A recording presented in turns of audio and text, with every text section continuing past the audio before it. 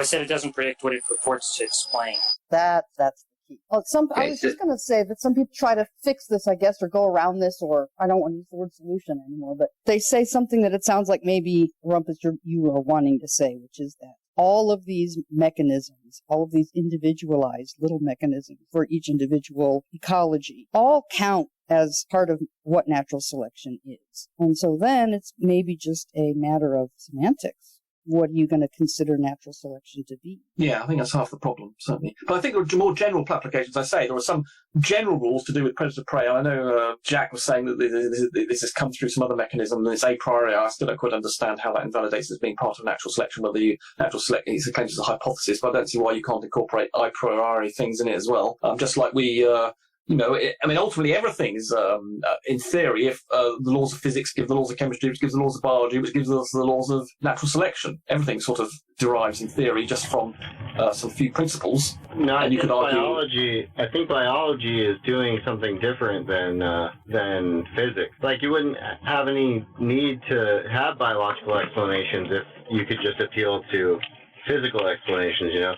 I'm surprised that, Helena, you have found such difficulty with I didn't realise that system one that I draw would have such problems for people to then being able to relate that to how it works in the real world. And obviously, perhaps I'll develop that a bit further. But Helena, I don't quite understand why my thing doesn't eliminate intentionality. Because even if you have an entire system that is functioning as a selector, it's still functioning as a selector.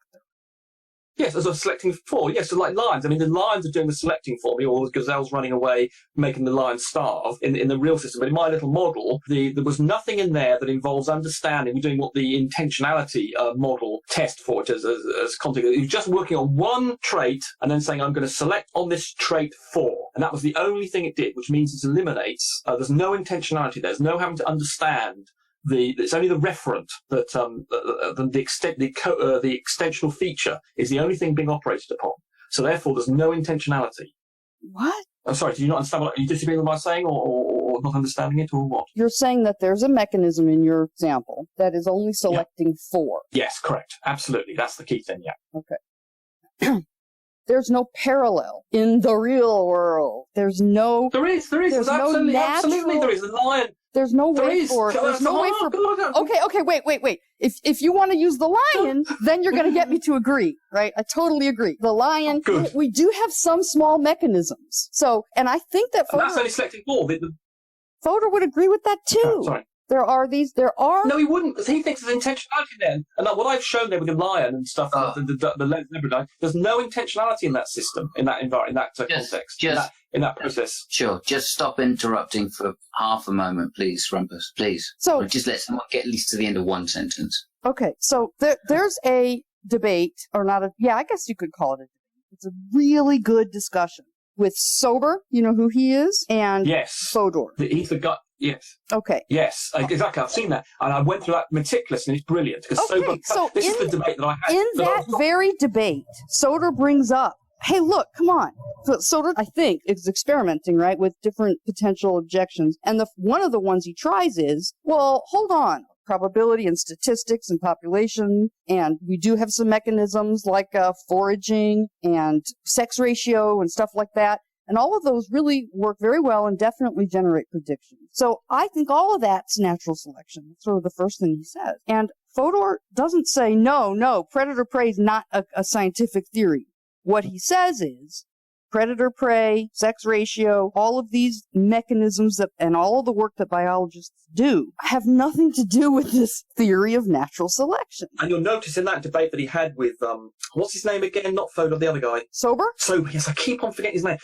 So he's cut every point that Fodor makes is cut down by Sober, and the only thing he's left, and notice he never uses the intentionality argument in that debate. No, wait. Okay, I have to address this. Okay, listen. That debate, there's a reason why he stripped it of the philosophy. And that's because he said, he looked at all the reviews of his book, and he had all kinds of tangential philosophical issues that are related to this, I guess, objection. For example, the semantics of counterfactuals. How does explanation work in a scientific law? Relation between is there a relation between scientific explanations and the typical historical explanations? He says, in my book, I wanted to talk about that. I couldn't not talk about that. I talked about that. I talked about sort of the character of intentional explanation with an S, and all of those things I discussed in my book.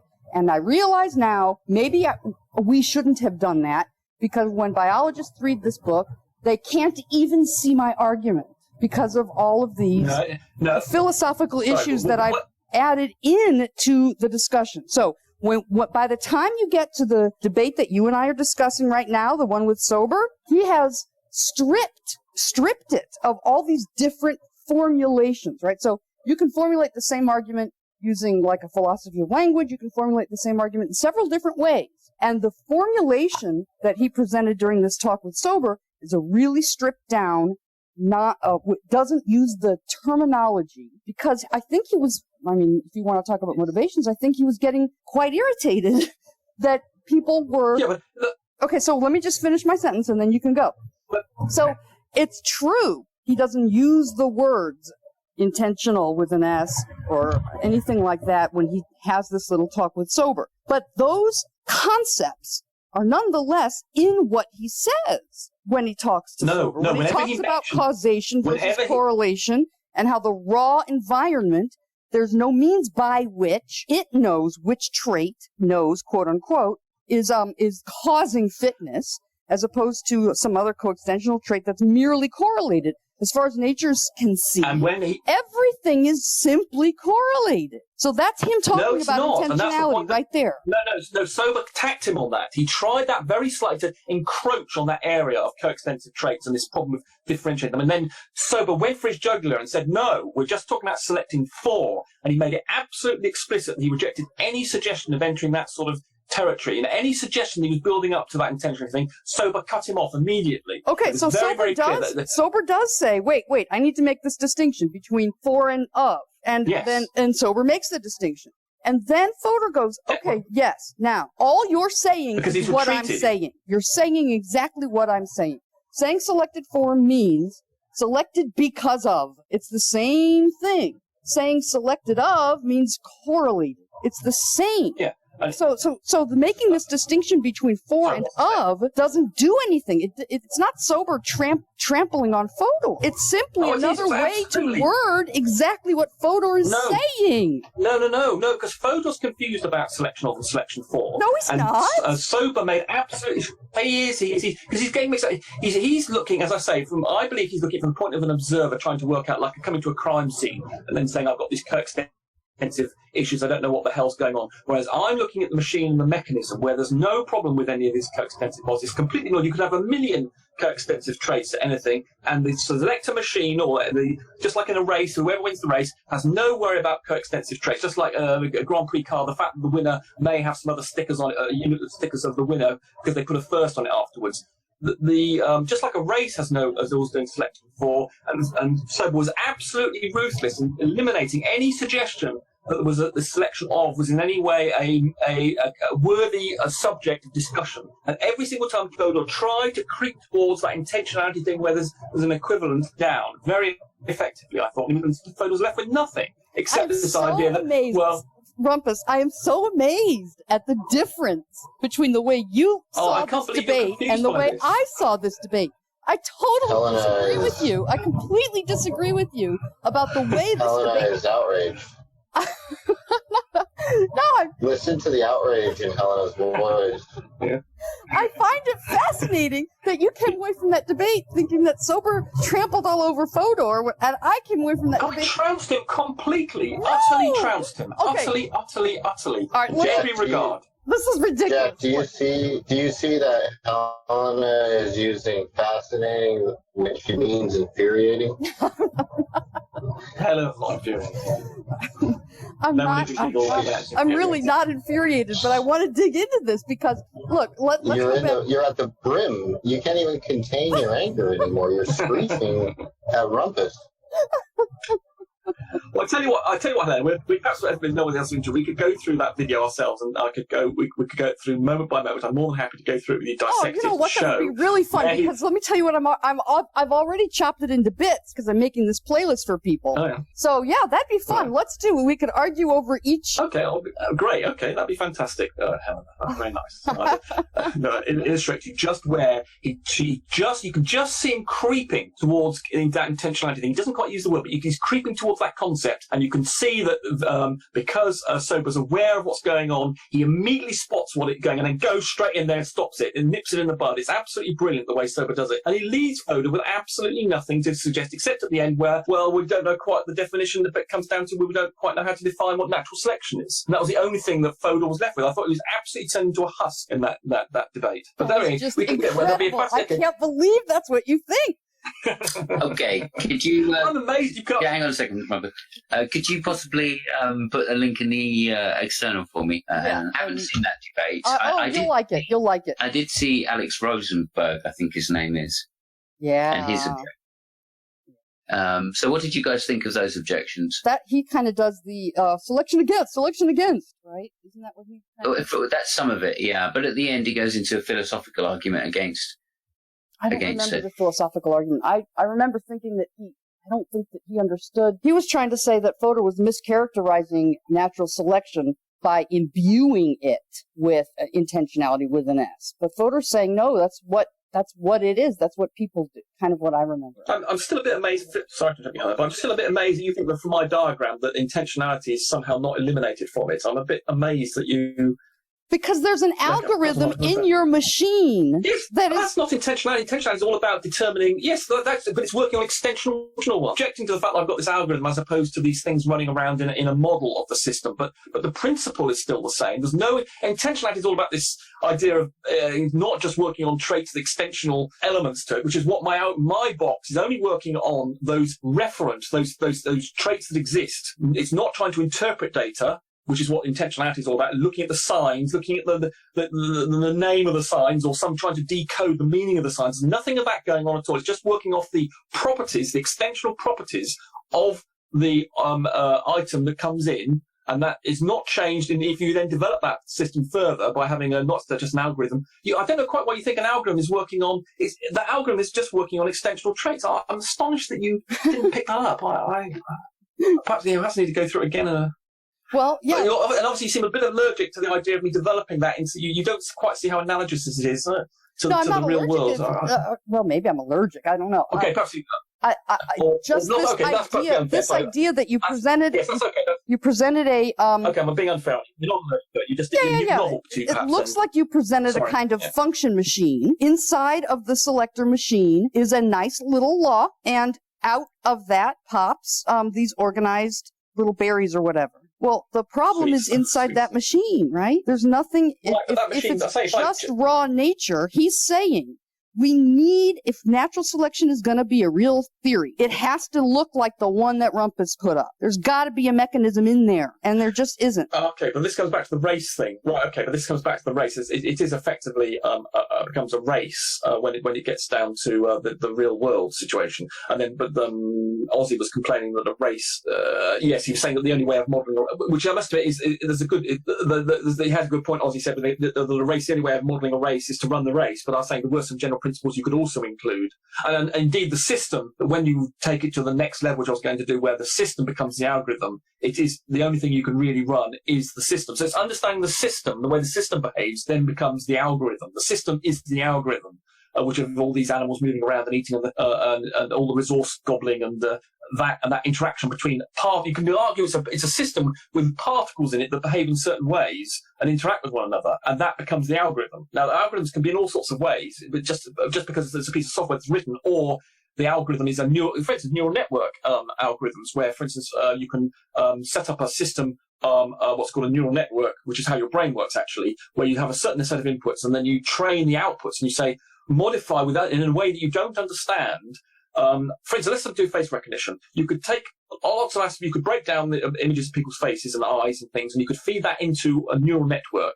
And then you could then you have lots of outputs from this neural network, just lots of crossed over wires, just like the neurons in your brain. And then you could say, right, if I put Helena in there, then it comes up with a particular output. And then you can train it and say, and then you have some feedback, and you say, no, that's not right. And so it keeps on modifying itself. The algorithm inside, or the network itself, changes until it gets a positive result.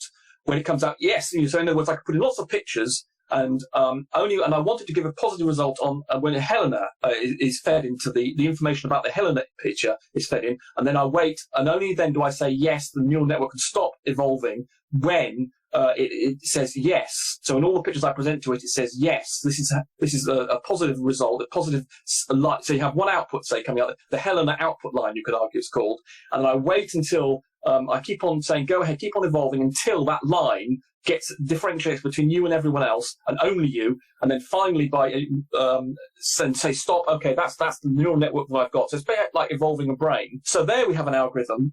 You can argue it's not quite algorithmic, just like a system isn't, but nonetheless you can train it until it can respond that way, and that's still a valid system. But you can't describe it necessarily with an algorithm. And in that system, and I don't understand everything you said, but in that system, it sounds like you've got someone doing some training, manipulating things. No, all you do, all you need to do is to feed out the its Helena signal, and then only Helena signal. You just need, and then you need to have another input which says yes, you've succeeded.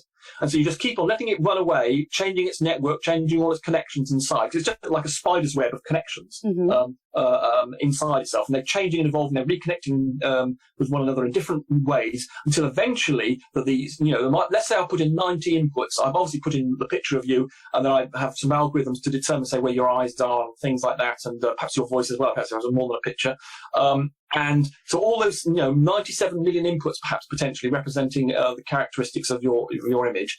And then I just simply say, given those lots and lots of inputs as to your image, I only want one result. When I feed lots of different pictures, I only want to have this Helena signal going off once. When so you do train it, but there's nothing actually you do. There's nothing the trainer does. It just simply lets the network evolve in a natural way by offering how you just simply say mutate the connections. You can just, the rules of the network would be set up a connection with your neighbor or neighbor further away, and just change how you're going to do that over time, and just try lots and lots of different ways until eventually the Helena line that comes out of the neural network that becomes, say, 5 volts, if it's in the electronic situation, and then that only happens when it gets a picture of you and no other second. So the trainer didn't train it in the sense of interfering with it. It just set up some basic rules about how the network should mutate and evolve, and then just simply wait for it to come up with the right result. And so is a system. But there is a right result, so that the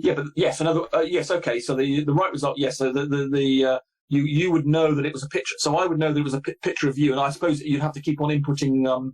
So you would, you would have to inform it what the right result was. Yes. Right. So informing it what the right result is right. But okay, the point I was trying. That's not the point. The point is, I'm just saying that the algorithm inside there is one you don't control. I'm just talking about I'm talking about the principle of a system. Right. That in this particular case is a neural network, rather than necessarily I'm just saying how you can train something can evolve all by itself. Although I'm giving it the right result, I'm just saying that you can get this system. Now, if I don't provide what is the right result, then that's I'm not trying.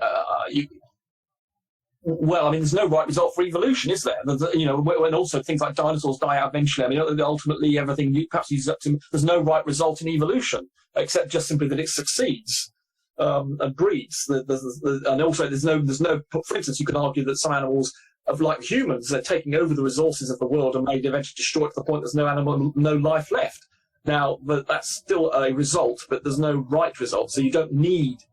If the network's just allowed to evolve by itself, and this is what's happening in our own natural selection, is that it's just resource usage, and it's the things that proliferate. The only right result, as far as the network's concerned, is it something proliferates. Proliferates. Well, so I think that when we're trying to do a natural selection type of story, we create a right result, and that right result that we're creating in our mind like the big ears on the elephant, begins the problem of trying to talk about historic, these little histories and claiming that those little histories come out of a scientific theory. Well, how about this then? In the models of the universe, the position of the suns and stars and things and galaxies and the distribution of things, what someone did is they just tried lots of different ways of setting up the conditions or modifying, modifying initial conditions and putting the laws of gravity on possibly some bit of inflation, stuff like some extra laws that occurred, just the forces that occurred and stuff. We presume it occurred or were in existence at the start of the universe, but not now.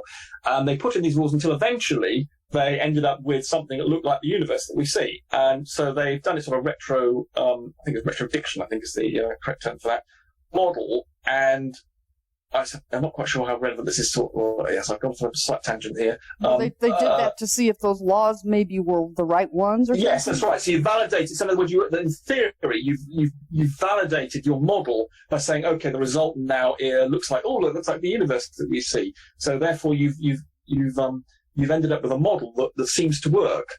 Mm-hmm. And I'm not quite sure how I was trying to make that now just to something I was doing. But just I think I'm just trying to generate possibly the validity of modelling, I suppose, is possibly the issue I'm trying to make here. And that you seem slightly sceptical about the ability to model a system which has would model natural selection and the evolution of traits and things. And I'm just saying that there's quite a good history of being able to do this, and there's no right result. Well, there is a right result on that one. That one did have a right result. Obviously, you were messing around with the model until eventually you ended up with the result of the universe looking like it does. Well, listen, Rumpus, are you still game to talk? Yes, I thought. All right. Game for what? Sorry. I want to convince you. I'm definitely game for going through this video.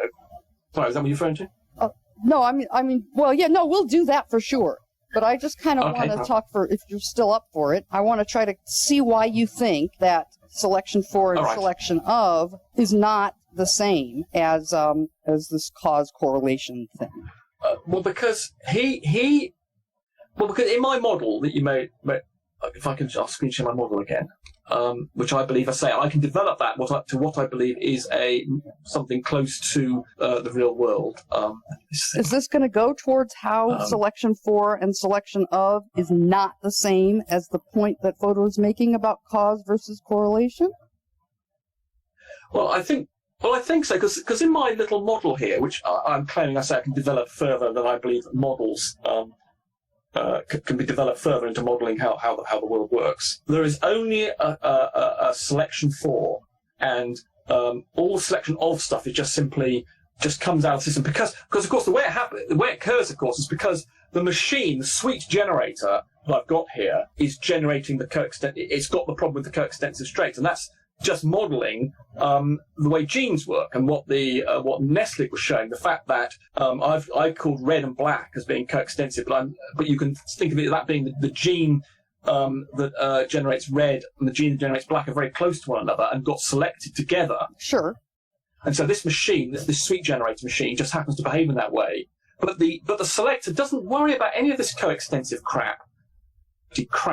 It just simply says, I'm only interested in one parameter. And that's that's simply with the lion or the polar bear that stars because the seal spots it. That's exactly what makes it intentional, though. No, that's not intentional. That's extensional. There's a property about being able to see the polar bear by the seal. That's entirely extensional, and the seal spots the polar bear or not. If the polar bear can creep up on the seal, so that there's entirely deterministic and entirely extensional. There's no understanding or meaning of anything. There's nothing about this system, like this algorithm I've got here, that tries to understand or apply meaning to something. It just simply says, here's the extensional trait, being able to see the polar bear or not because it's white or not. For instance, let's suppose there's a mutation of a polar bear that makes it brown, which indeed does happen. If you take polar bears, for instance, into northern Canada where there is no snow, they actually become brown, and so they are liable to mutate in that way. But imagine that happens in the environment of the pole in the North Pole. The seals then see them, they can't think, they die, and so it's entirely an extensional issue. There's there's only a select 4, and that select 4 was you've got to be white, otherwise you're going to die. And so that operation is done by the seal in effect. The seal spots the polar bear. It's entirely an extensional property, and then the bear dies as a result. Whereas the white polar bear manages to get a little bit closer and then gets it. So there's no intentionality involved in that process whatsoever, and it's a select 4. And the fact that I end up with these selects of is just simply a function of the way that genes create things coextensively.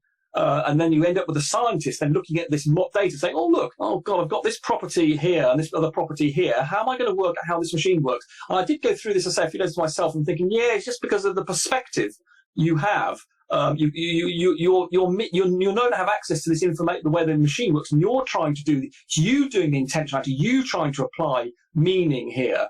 To this, you're not. But the machine had none of this mechanism for trying to interpret it meaning on the property. It just works straight off an extensional property, and you're just looking at obviously the coextensive thing comes from the generation of the suites of the genes, where the genes work. They generate coextensive traits in the select, but the select doesn't worry about that. The select is not in any way interested in these other coextensive traits. It just works off what it's selecting for. But it looks, when you come to, and this is the point, I think Fodor just gets obsessed with correlation, and he's just looking at this correlation business, and his perspective as a scientist looking at the results. And then I did work out half an argument to invalidate all this, but I just thought this is just so obviously wrong, and I can account for all the behavior. I didn't go into it any further. Okay, let's take the zebra that runs fast, okay, because of predator prey. So, I mean, the story is that the fast zebras get away from the predator, and so they then breed, and whatever gene is partially responsible or fully responsible, whichever theory you have, for fast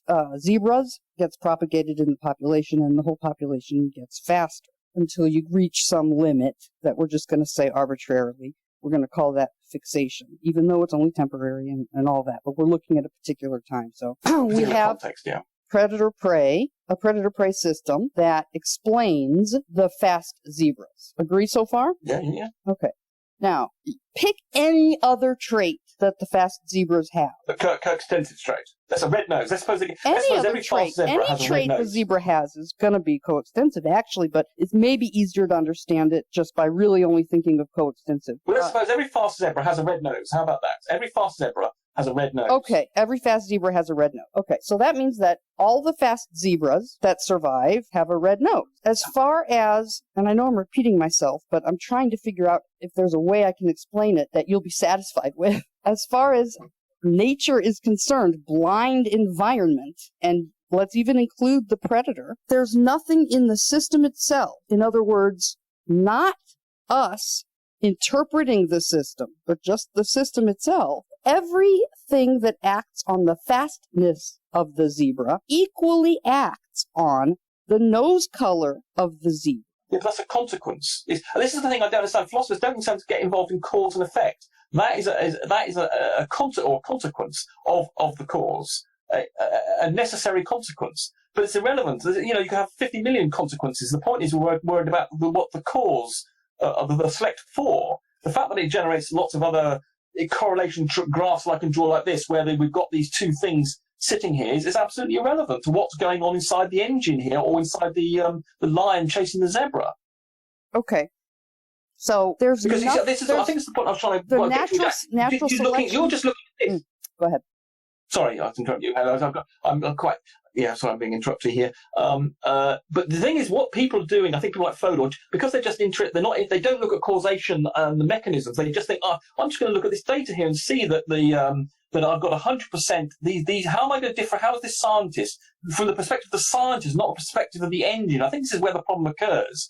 That we're just looking at the output here rather than the actual mechanism inside the machine and saying, oh, look, I've got 100% black and 100% red. How am I going to differentiate what is being selected here for? I have no means. I can't conduct an experiment. I don't know what's inside the machine. I can't tell between these two, and therefore I'm going to assume by some intentional process which one is going on. But the machine isn't having to do any of that. It's just selecting for. You're just like coming across a crime scene.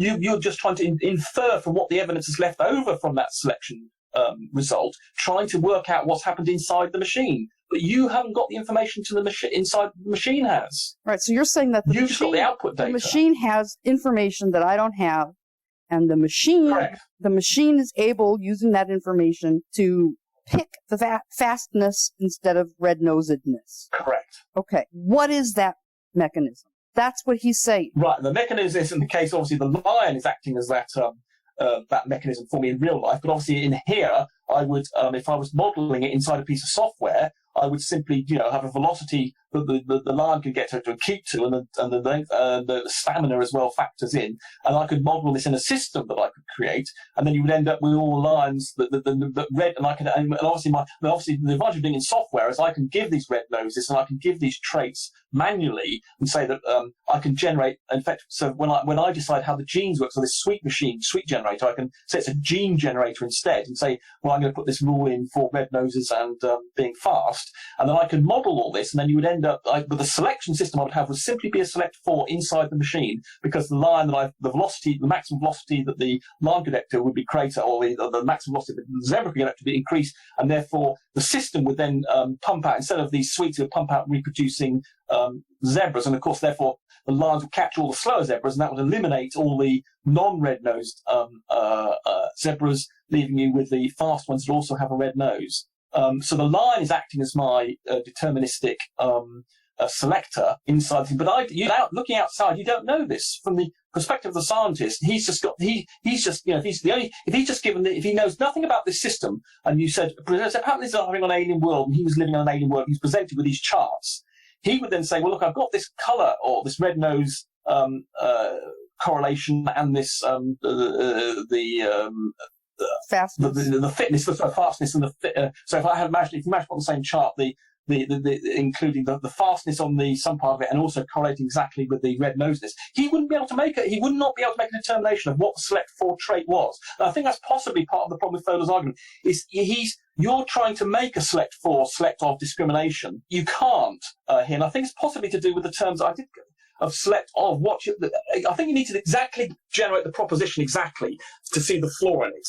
Let me just say, I don't think that's where the problem is. If you're going to find a problem, it can't be that one, because he insists that it's not hard at all to know, and that in fact it's very. But that's only because he's using extra information. He's saying that he introduces that extra information to validate it here. But if you were on an alien planet and you're just given these charts, then I think the proposition only works on the charts, in effect, the bar charts. Whereas Fodor's saying, but I can know what select for, select of, because I'm a human being and I know how these zebras work. And I think there's some problem here about the application of the term select of and select for, and saying this is not true. But you can't invalidate the truth when you're looking at just the data. You can't say which one of these is true or not. And I think it's something along those lines that I think is sort of the flaw in the argument that Jack and Fodor offer. Yeah, but I don't think that's Fodor's not making that mistake. He might be making a mistake, but it's not that one. He doesn't make he never says anything like that. Even he doesn't say that, but that's the point. He's doing it from the wrong perspective. Well, I think, and I know he doesn't say that, but I think that's the mistake he's making nonetheless, and doesn't realise it. You think that obviously he's not going to say, I made a mistake, this is what I've done. No. You think he's accidentally saying that if we were aliens, we wouldn't be able to tell that it was about fastness and not red noses, but that he doesn't realize that. Well, he doesn't know. Saying? But on the chart, he doesn't know that fastness is the select for trait. He's just got simply traits along the bottom and their correlation with fitness in an alien world. So he's got no means to say what Fodor does say, I know this one isn't true. You can't do that just from the data you've got in the bar charts, which is the coextensive frequencies. Right, but you can't say which one of these is true. So am I right that, tell me if I'm understanding you correctly, you would feel comfortable saying that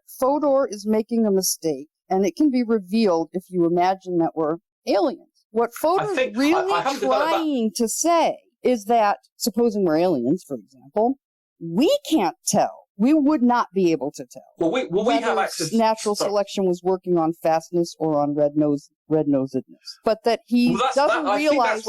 He doesn't realize that that's what he's actually saying, right? That's sort of the outcome of what. Yes, I think what he's doing, he's saying, I know this is not the case, and therefore he's making the distinguishing thing, invalidating the truth value of the statement, the property. I think you've got to put it. I think you've got to be very careful about constructing that proper proposition about what it is you're saying, what you're substituting in here to make this argument. And I think it may. And the perspective you're taking, if you're an alien, just looking at the data, I think you may not be able to say, you can't presume any additional information, like that this zebra's, you can determine what the select, when you say the select true is right or the select of is wrong, I don't think you can make that determination if you just work off the logic, the proposition, and the data. I don't think you can say that one's wrong. Whereas only the machine that's actually involved in it doesn't do that. But the information you've got that you would use in the proposition, I think, doesn't know that, and he's putting in extra information, like we happen to know that it's the fastness. There's actually the pumping blood is the trait selective, because of my own personal understanding and my reading up on biology and knowledge about how animals chase one another. But if you're just looking for the proposition, doesn't include any of that information. Here's why I think that's if there's a mistake in what Fodor's thinking, that's not it.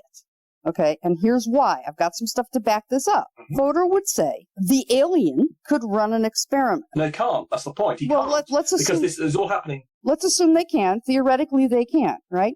They could corral a bunch of zebras and a bunch of lions and run an empirical investigation that would separate. But that's why I made alien. I was separating him from the ability to do that by calling him an alien. That was the whole reason why I said this was an alien, only given this information. Well, yeah, couldn't do that because he can't. But maybe what you're trying to say is that Fodor actually means, or at least what's entailed in what Fodor's saying, is this thing about the aliens, that he's got a confusion, and that what he's really harping on is that, if we were completely naive, we wouldn't be able to tell if it was about fastness or red nosedness. And I'm going to say, I'm going to say that can't be where his mistake is. And my reason for why I think that can't be where his mistake is because you can hear him saying, if you can't do it intuitively with a counterfactual in your mind, at least theoretically, and in a lot of times literally, we can run experiments. And the outcome of those experiments tell us which is the important trait. I know he said that, and you get the impression that. So that's got to mean that the mistake that you think he's making can't be the mistake that he's making. No. I think he's contradicting himself, and he doesn't realize that's what he's doing. He does indeed make that.